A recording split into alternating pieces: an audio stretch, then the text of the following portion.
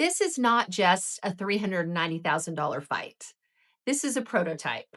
It's a stress test for what happens when the old model of college football can't survive NCAA rules anymore. So it tries to reincarnate inside private contracts. Because if the University of Georgia Athletic Association's theory works, the transfer portal becomes functionally purchasable friction, a pay to leave system dressed up as liquidated damages.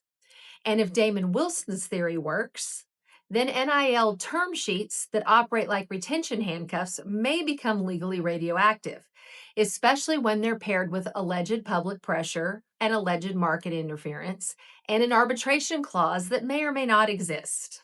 So today we're doing this like lawyers, because I am one, factual, document based, and carefully separated into one, what the UGAA alleges, two, what Wilson alleges, and three, what the law actually tests.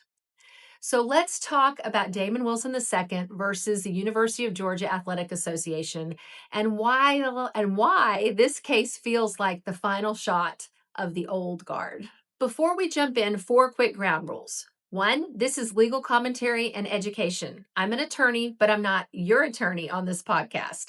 I'm not giving legal advice to Damon Wilson, UGAA, or anyone listening. Second, we're dealing with an active dispute. That means most of the spicy facts are allegations and pleadings. Allegations are not findings. They're claims a party is willing to sign their name to and fight about in court. Third, I'm going to use the words term sheet, agreement, contract, arbitration clause, and liquidated damages very precisely today, because the entire case turns on what those words mean under law, not what people mean on Twitter. And fourth, because this thing is playing out across Georgia and Missouri, we're going to spend a little bit of time on the boring but decisive stuff: formation, definiteness, arbitration, consent, and penalty doctrine, plus tort claims like interference and defamation. If you like football chaos, you'll get it, but we're going to treat the chaos like evidence. So, all right, let's set the stage. Here's the backbone timeline, the parts that show up consistently in reporting and in the filings. Damon Wilson II played 2 seasons at Georgia, then transferred to Missouri in January of last year. Reporting describes him as having a strong 2025 season at Missouri, and I actually watched some of those games, including 9 sacks. Missouri's defense benefited, and his value in the NIL marketplace is very obvious. Now, the dispute centers on an NIL document tied to Georgia's ecosystem involving the Classic City Collective and later the University of Georgia Athletic Association and a $390,000 damages demand. The basic story broadly is this: money goes out, athlete transfers, somebody tries to claw money back, and they try to do it through contract law and arbitration instead of NCAA bylaws. But legally, it's really two parallel stories. One is UGAA's Georgia filing seeks to compel arbitration, appoint an arbitrator, and enforce the deal as a straightforward contract dispute. Two, Wilson's Missouri filing seeks declarations that the document is binding or unenforceable, and it adds tort claims, modern athlete rights playbook stuff, including interference, defamation, conspiracy, and confidentiality breach. Now, here's what makes this case special. It isn't just did he breach, it's also did a binding contract even exist? Did anyone actually agree to arbitrate? And is the damages clause compensation or punishment for portal movement? Now, let's break down what each side is asking each court to do. Starting in Georgia, the UGAA filed in Georgia State Court, Athens, Clarke County, with an application to compel arbitration. UGAA frames this as a classic contract enforcement. There's an agreement, there's a termination trigger, there's liquidated damages promise, and there's mandatory arbitration. UGAA alleges that on December 21st of 2024, the Classic City Collective, described as UGAA's predecessor in interest, and Wilson entered into a contract licensing NIL in exchange for fees over the term. Pretty simple, right? UGAA alleges the contract allowed termination if Wilson failed to remain enrolled, withdrew from the team, provided notification of transfer, or entered the transfer enter the transfer portal during the term. And UGAA alleges that in a termination scenario, Wilson promised liquidated damages equal to all the remaining licensing fees. UGAA alleges the first payment was made in December 2024 and accepted. UGAA also alleges that on January 6, 2025, Wilson gave a written notice of it to transfer, withdrew from the university on January 13th, and left the team the next day. So UGAA alleges a termination notice went out on January 14th, 2025, and liquidated damages were demanded. Then UGAA alleges the collective later assigned its rights to UGAA, including the right to pursue liquidated damages, and that UGAA served a demand for arbitration on August 25th of 2025. Now, here's the procedural knife, right? UGAA argues arbitration is mandatory because under the heading arbitration, the agreement states, quote, subject to mandatory arbitration clause, period, end quote. And UGAA asked the court to appoint an arbitrator under Georgia law because the document doesn't even specify how to pick one. So their remedy posture is simple: compel arbitration, appoint an arbitrator, move this dispute out of the public court and into the arbitration lane. That's UGAA's move. Now, Wilson's move is there was no binding agreement. And also, this didn't stop at contract enforcement. You allegedly tried to poison the market. So now we need to go to Missouri. Now, Wilson filed in Missouri State Court, Boone County, and the pleading reads like a modern NIL era athlete's right case. He attacks enforceability at the foundation, formation, definiteness, arbitration formation, and then he stacks tort claims on top. Wilson describes the document as a 3-page term sheet meant to precede a later full agreement, a license and option agreement. Okay. And he emphasizes language that reads like pre-contract drafting, that the term sheet precedes a full agreement, that it's not a complete list of all terms, that it will be used to create a legally binding document later, and that it advises him to seek counsel before finalizing the later agreement, which never came, right? His core claim is that later full agreement was never presented, never negotiated, never executed. So the term sheet never became the binding contract UGAA is trying to enforce. On arbitration, Wilson goes right at the jugular. UGAA is relying on 5 words. The arbitration term that says subject to mandatory arbitration clause. Wilson argues that fragment is not a clause at all. Because it lacks the mechanics you typically need: scope, form, rules, initiation, procedure, anything, right? On damages, Wilson attacks the liquidated damages term as a penalty, a transfer tax, a punishment for entering the portal untethered to actual damages, and that's a no-no. Then come the tort allegations. Wilson alleges UGAA employees told other programs that he had a $1.2 million buyout, and he says that's false and was used to poison his transfer market. Can't do that either. He alleges disclosure to media and the public in violation of confidentiality, including that UGAA attached the term sheet unredacted on a public docket without attempting to seal it. And in a detail that matters for real-world damages, Wilson entered the transfer portal again on January 6th. So the market impact question becomes live. It's not theoretical. If schools hesitate because of the alleged ghost buyout numbers or because litigation clouds his recruiting, that's going to become evidence for interference damages. So Wilson's requested relief is broad: declarations of invalidity or unenforceability, injunctions against enforcement, and damages for interference, defamation, conspiracy, and breach of confidentiality. So now we get to the real battlefield: formation, arbitration, and liquidated damages that look like a transfer buyout. So let's do contract law without pretending we're not doing contract law, right? A term sheet can be binding, absolutely. But whether it's binding depends on the intent to be bound and whether essential terms are sufficiently definite. The classic question is, did the parties mean we are bound now, or we will be bound later when we sign the definitive agreement? Wilson is essentially saying this was an agreement to agree, a roadmap, not the finished map. UGAA's counter story Often persuasive in court is performance plus payment. If money changed hands, if both sides acted like it mattered, a court may be less sympathetic to it was just a term sheet. But Wilson has an athlete specific pressure point, and it's a good one. The document allegedly says seek legal counsel before finalizing the full agreement. That can cut against a meeting of the minds right now, especially in a timed, pressured environment. And here's the key nuance: we don't have a ruling yet. This is threshold law. If there's no binding contract, everything else collapses. If there is a binding contract, then we move on to the next question: who decides disputes about it? A court or an arbitrator? And that leads us to the weirdest thing in this case: the arbitration clause that may be and probably is just a placeholder. Arbitration is consent based. Courts can't toss you out of court because someone wishes for arbitration. There has to be an agreement to arbitrate. UGAA tries to move this entire fight into arbitration quickly. It points to the arbitration heading and that phrase, subject to mandatory arbitration clause. Wilson's counter is structural. That's not a clause, that's a reference to a clause that never appears.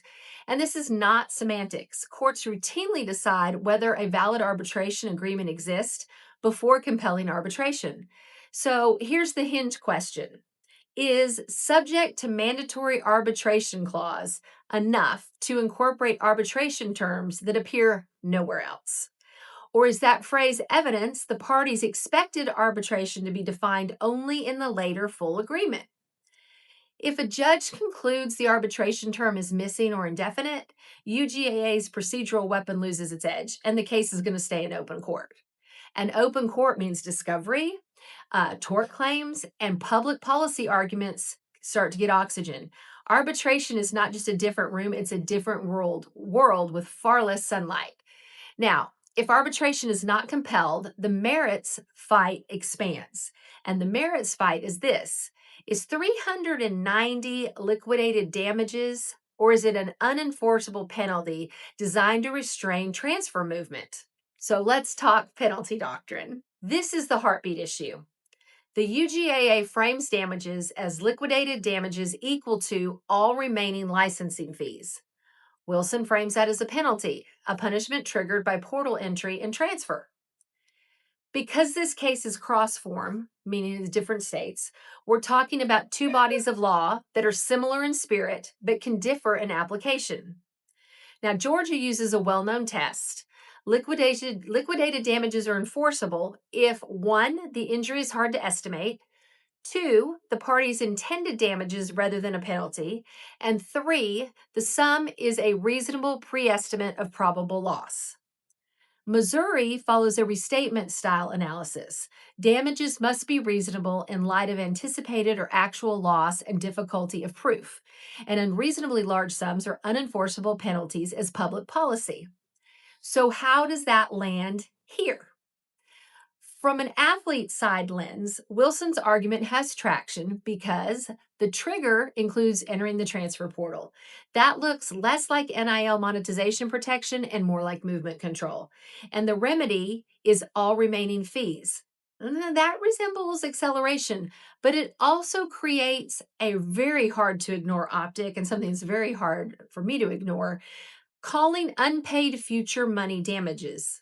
This is unpaid money, all right? So UGAA's best reply is predictable and not frivolous. They're going to argue lost bargain value, marketing plans, promotional opportunities, reputational harm, and the difficulty of quantifying loss in the NIL ecosystem.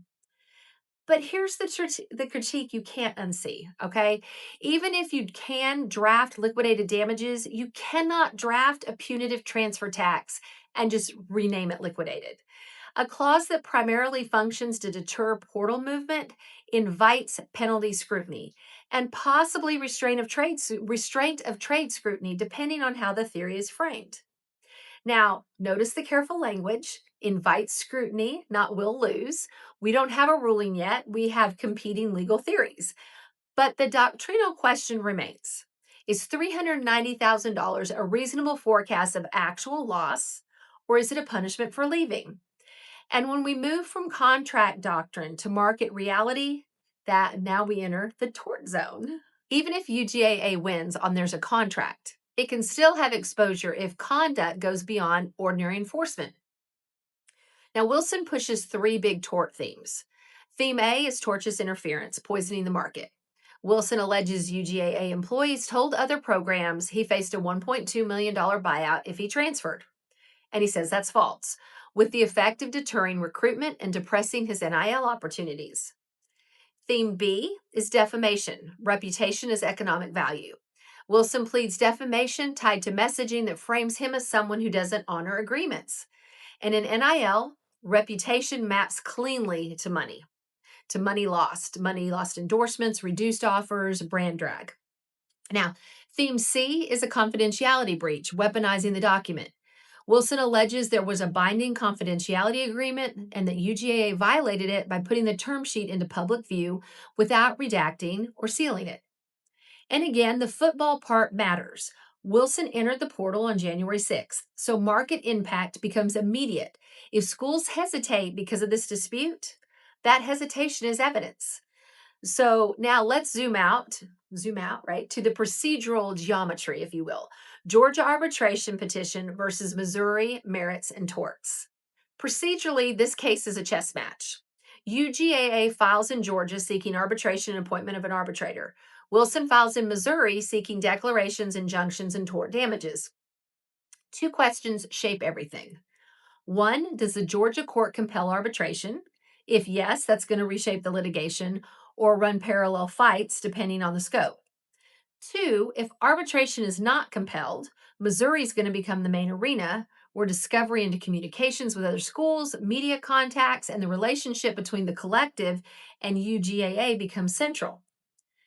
Venue matters because it can influence how aggressively penalty doctrine is applied in practice. Not because one state likes athletes and the other doesn't, but because doctrine and judicial approach can differ on these facts. Now, why does this feel like the final shot at the old control model? Because I think it probably is. So, after NCAA v. Alston, amateurism stopped working like a magic spell that ends the analysis. Alston was technically about education related benefits, but culturally and legally, it confirmed what every adult already knew. This is a market, and courts will examine restraints like restraints.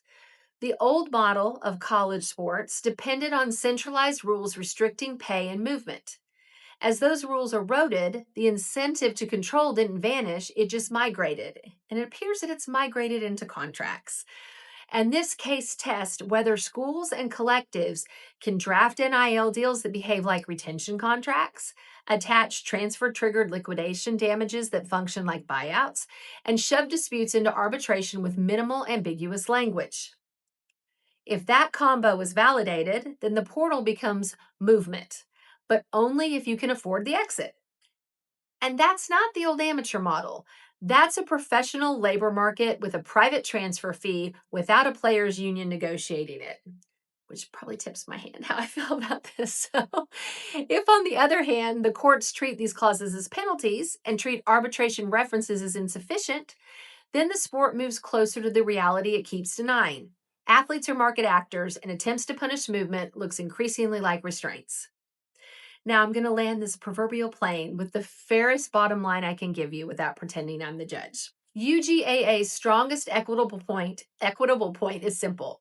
He took money, then left. That story's going to play well in a lot of courtrooms. But Wilson's strongest legal point is even simpler. You cannot punish transfer with a disguised penalty and call it liquidated damages, especially where the document reads like a non-binding precursor and arbitration is a 5-word ghost clause. So this case is a referendum on whether private NIL contracting can recreate the behavioral restraints the NCAA can't safely impose anymore. I mean, that's it in a nutshell. College football, as it used to be, didn't die in one moment. It's been bleeding out through opinions, injunctions, and market reality. This case looks like an attempt to stitch the old body back together with contract doctrine. And an athlete saying essentially, the monster lives in the fine print, and we're done pretending. I'm pretty sure that's another Frankenstein reference.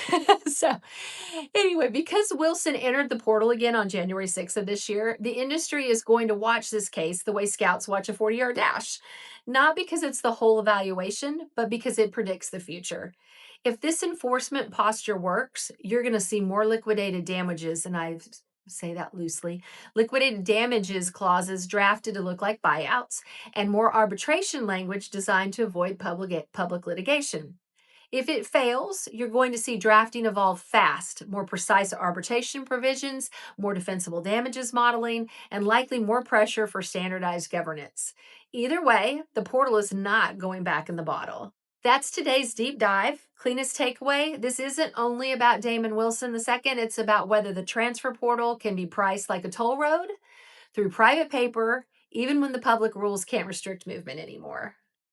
I'm Lee Walpole-Lassiter. This was The Last Stand of the Old Guard. Thanks for listening. You're listening to the AAA Ball and Play podcast. Quick note, this is for education and entertainment. Nothing here is legal, tax, or financial advice, and nothing we say creates an athlete-agent relationship. Listening or contacting us does not make us your lawyers or your agents. For advice, talk to a qualified professional in your state.